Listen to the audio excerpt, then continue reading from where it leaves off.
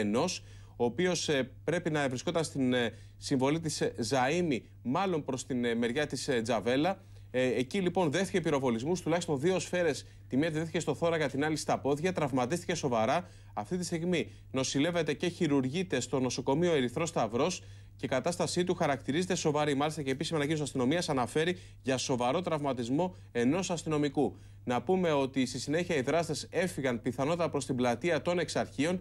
Η Δημηρία, μόλις άκουσε τους πυροβολισμούς, βγήκε από την κλούβα, έκανε χρήση χημικών δακρυγόνων και χειροβοβίδων κρότου λάμψης. Ήταν όμως αργά, ήδη οι δράστες είχαν αποχωρήσει από το σημείο. Βλέπουμε τώρα και τα πλάνα, είναι τα πρώτα πλάνα, τα αποκλειστικά πλάνα του Μέγκα, λίγα λεπτά μετά την επίθεση που δέχθηκε η Δημηρία των ΜΑΤ.